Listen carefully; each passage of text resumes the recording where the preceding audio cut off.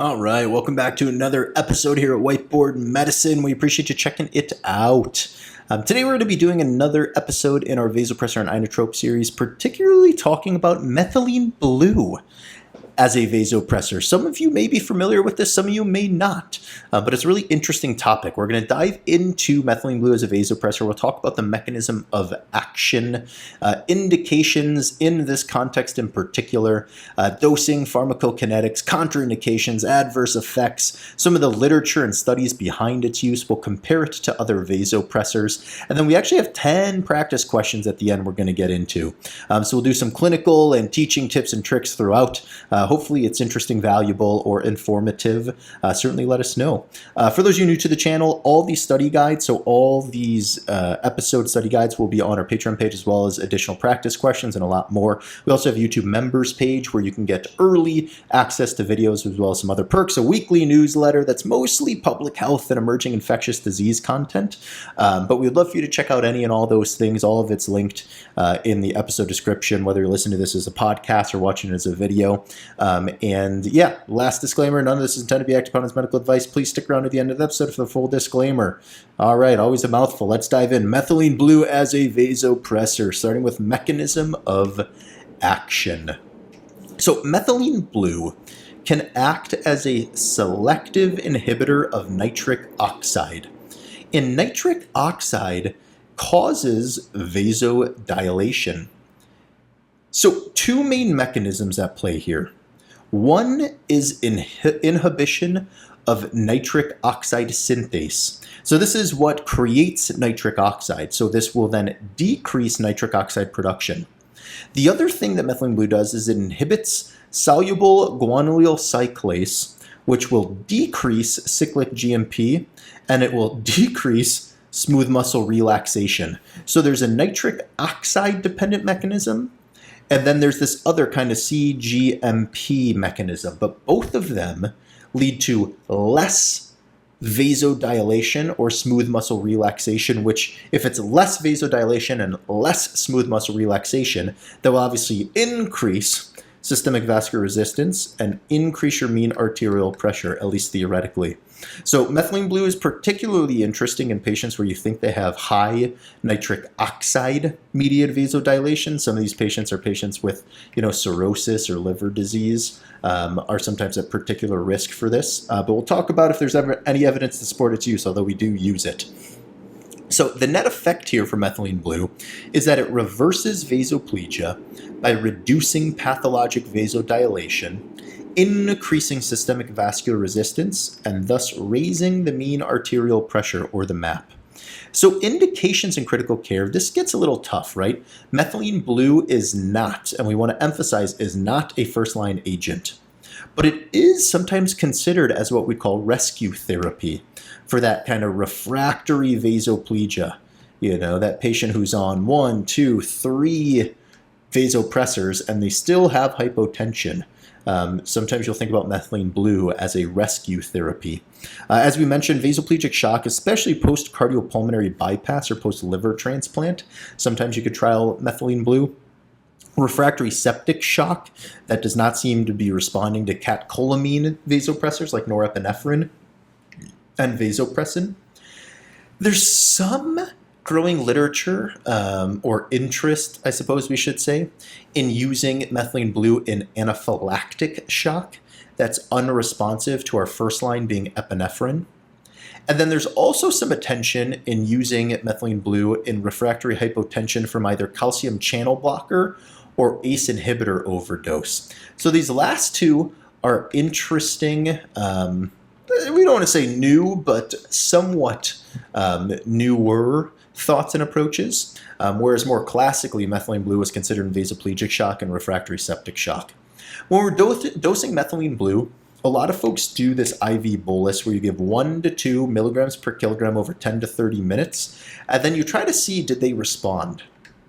Okay, if there's no response, then most of the time you don't go on an infusion because you say you didn't respond to methylene blue. If you do respond, some people then do an infusion of methylene blue at 0.25 to 2 milligrams per kilogram per hour over several hours. We don't tend to do that. We usually stick with a bolus, but there is an optional infusion. The onset's within 30 minutes. Duration can last 2 to 4 hours, although there's some variability here. But most folks will do the bolus and see if there is a response, if they're a methylene blue responder. Pharmacokinetics, you can only give it intravenously. It's widely distributive and it does cross the blood-brain barrier. It's metabolized by your liver and it's excreted urinary through your kidneys, so you urinate it out. And it does cause, this is always a fun thing to ask the trainees on rounds, it does cause blue-green urine discoloration. So in the Foley bag, the urine will be a blue-green color. Half-life is 5 to 24 hours, which can be somewhat significant. That's why we tend to stick to like a bolus, because if they respond, there will be some circulating for a little bit because the half-life's a little longer. Contraindications and precautions. So if a patient happens to have G6PD, glucose 6-phosphate dehydrogenase deficiency, they're missing this enzyme, you do have a risk of hemolysis giving methylene blue. Okay, this can be really serious. But there's no good way to know ahead of time if the patient has G6PD deficiency, unless obviously they know and they tell you, because to test for this, it's a send-out lab that can take days to come back. So there is some risk here. If someone has G6PD deficiency, you don't know it, and you give them methylene blue, they can get severe hemolysis. You also can get serotonin syndrome.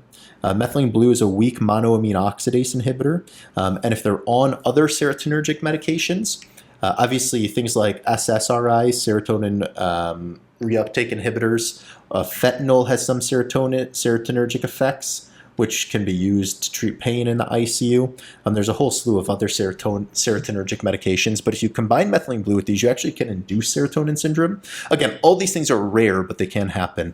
And then don't give it to pregnant patients. It can cause deformities. Teratogenicity would be the more appropriate term than what we said. So be very hesitant in pregnant patients. We personally don't give it at all. Be knowledgeable that it can cause serotonin syndrome and it can cause hemolysis. In patients with renal dysfunction, you got to be a little careful because you do risk accumulation because it is renally excreted. And then something that we think a lot about in our clinical day-to-day is there is some risk of pulmonary hypertension because it leads to an increase in pulmonary vascular resistance, right? So that right ventricle has to pump against more afterload. And if someone has right ventricular failure, that can cause them to get sicker rather than better. So cautious in renal dysfunction. I tend to avoid it in patients with pulmonary hypertension because I think the risk outweighs any potential benefit. Know that it could cause serotonin syndrome and know that it can cause hemolysis too. Adverse effects, we kind of just talked about this, but just to spell them out a little bit more. Potential adverse effects include serotonin syndrome, hemolytic anemia in those with G6PD deficiency, blue-green urine, although this is completely harmless. It's just something to pimp your trainees about on rounds. Pulmonary vasoconstriction, which can worsen RV failure. Skin staining, if it extravasates, it can cause tissue discoloration. And then hypoxia artifacts. Sometimes this interferes with the pulse oximeter, so you can get falsely low readings. So if you give methylene blue and you see the pulse oximeter drop, that might be falsely low, and you should get an arterial blood gas to further clarify because it might not be a real reading. All right, so these are all the things to kind of keep in mind when you're giving methylene blue as all potential adverse effects. The studies on methylene blue, what we first want to say here is all these are very limited. There are no excellent trials to suggest we should be giving methylene blue. There are some smaller trials though, right? And we're not going to go through all these, but just to note, you know, methylene blue versus placebo after cardiac surgery. The methylene blue group had faster MAP recovery and reduced vasopressor needs. There was a critical care medicine study in 2020 that looked at catecholamine-refractory septic shock, so those patients on high doses of vasopressors but were still in shock, and they gave methylene blue and it reduced norepinephrine requirements and improved hemodynamics. Various reviews show that there probably is a role in post-cardiopulmonary bypass vasoplegia, most effective early. And then again, this is ACE inhibitor-induced vasoplegia. methylene blue seem to be effective. So it seems like the most evidence is in cardiovascular surgery patients. There's some evidence in septic shock, and this is nowhere near all the trials. It's just kind of a random assortment. But the summary is in someone with refractory hypotension who is failing catecholamine-refractory vasopressors and they're in septic shock. You could consider giving this, although the evidence is very limited. The sample sizes are small. Most of them are single institution. Most of them are not randomized control trials, and there's many limitations to the evidence out there. And there's real side effects too. You got to always take that into account. There's real adverse reactions that can occur. Comparison to other vasopressors. This is probably not something worth us totally reading out, so we could pause it here for those watching the video. For those of you who listen to the podcast, you can hop over to the video if you're interested. It's just a table comparing norepinephrine to vasopressin to epinephrine to dobutamine to milrinone to angiotensin to now methylene blue. So it goes through the primary mechanisms of each, the effect on heart rate, and the ideal use case. With methylene blue's ideal use case being primarily refractory vasoplegia refractory to catecholamines. So we'll let you all digest that on your own. Okay, let's get into some practice questions. The way the practice question is going to work, we actually usually do 3 practice questions. There's 10 here. So let us know if this is helpful or hurtful. We're going to go through each one. Right when we're done reading the potential answers, we'll kind of give you a chance to pause if you want to think about it more, and then we'll just dive into the answer. It's divided up into beginner, intermediate, and advanced. So starting with beginner question number 1. What is the main mechanism of action of methylene blue in vasoplegic shock? A, alpha-1 receptor stimulation. B, PDE3 inhibition. C, nitric oxide pathway inhibition. Or D, V1 receptor activation. Pause here if you want. Going into the answer. The answer is C, nitric oxide pathway inhibition. So if we go, what we're going to do is go through all the answers to talk about why C is the correct answer. So alpha-1 receptor stimulation, this is actually phenylephrine as a vasopressor, has pure alpha-1 receptor stimulation. Then norepinephrine and epinephrine have some alpha-1 receptor stimulation. Methylene blue does not. PDE3 inhibition. This is milrinone and inotrope. All right. Remember, methylene blue has nitric oxide pathway inhibition, nitric oxide scavenger. And then V1 receptor activation is vasopressin for its mechanism of action. All right, question number 2. What is a common side effect of methylene blue therapy? A, hyperkalemia. B, green-colored urine. C, bradycardia. Or D, QTC prolongation. Pause here. We're going to go into the answer. The answer is B, green-colored urine. So as you mentioned, green-colored urine is a harmless side effect of methylene blue. Pretty much everyone gets it. Hyperkalemia is not a common side effect of methylene blue, or really many other vasopressors either. Epinephrine can actually cause some hypokalemia. Bradycardia, sometimes you can get reflex bradycardia from phenylephrine as a pure alpha-1 agonist. That increase in MAP can sometimes cause reflex bradycardia.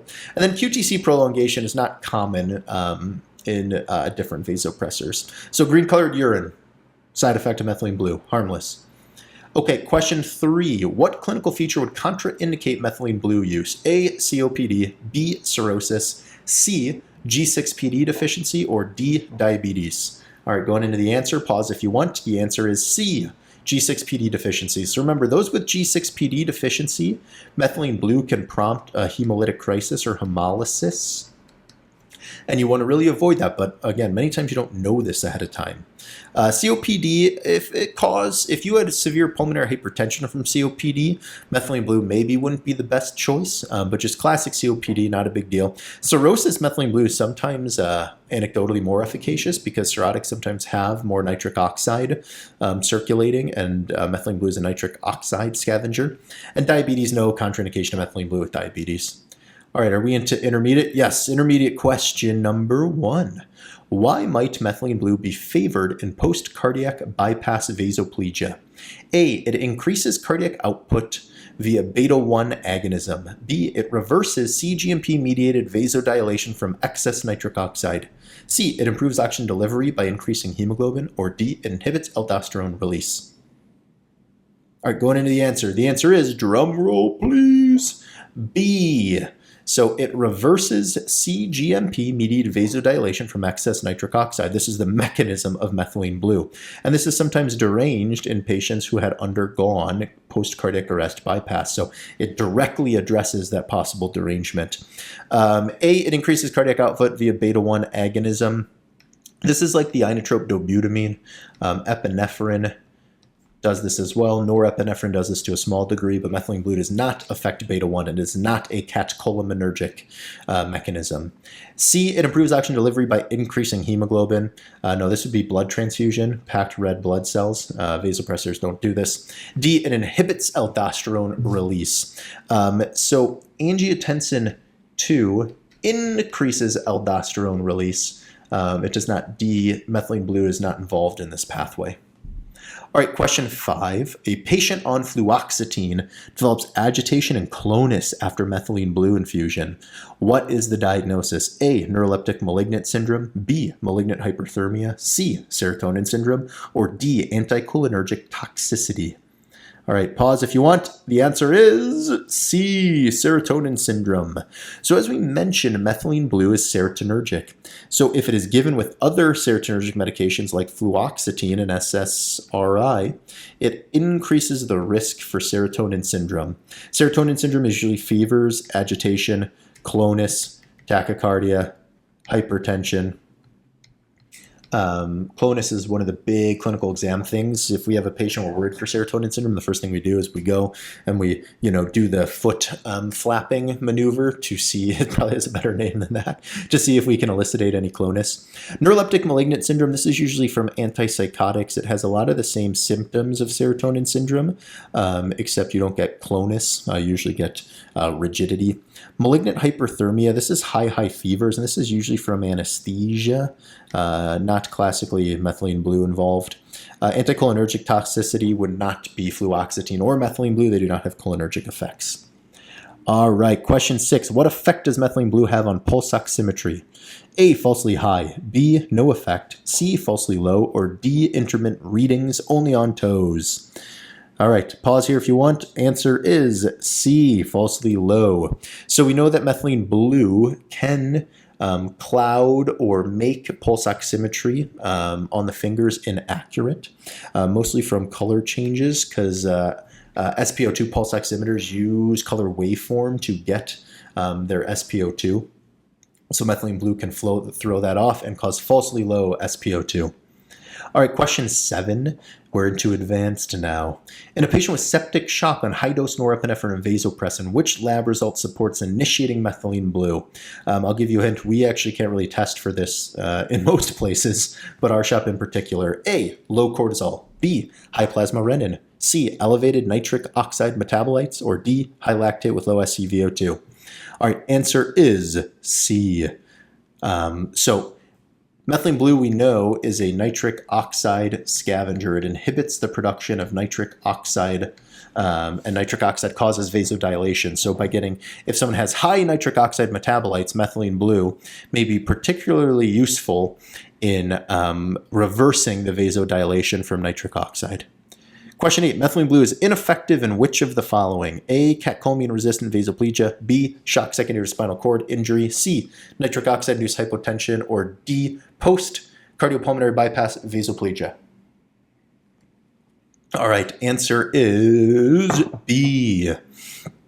So remember methylene blue, it is really good for nitric oxide-induced hypotension because of its mechanism. The evidence suggests it's good in post-cardiopulmonary bypass vasoplegia because these patients have increased nitric oxide circulating. There's some evidence that catecholamine-resistant vasoplegia, methylene blue, is effective. But in shock secondary to spinal cord injury, this is not a nitric oxide mediated pathway, and as such it's not thought to be effective, right? Because this is a kind of sympathetic pathway derangement because you injured your high C spine, not nitric oxide related.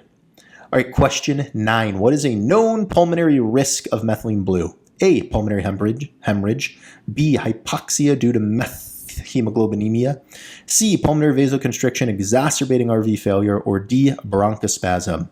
All right, answer is C, Pulmonary vasoconstriction exacerbating RV failure.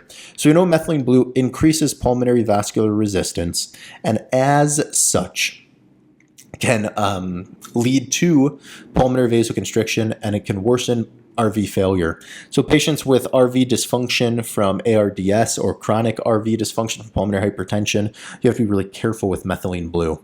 Methylene blue does not cause bronchospasm. We should circle the right answer. Methylene blue does not cause pulmonary hemorrhage, and it does not cause hypoxidated methemoglobinemia. All right. Is that it, or do we have one more? One more. Question 10. Which combination has most likely produced a dangerous drug reaction? Methylene blue and midodrine, methylene blue and linazolid, methylene blue and norepinephrine, methylene blue and lactated ringers. Ooh, this is a good question. I forgot about this one. All right. Correct answer is B.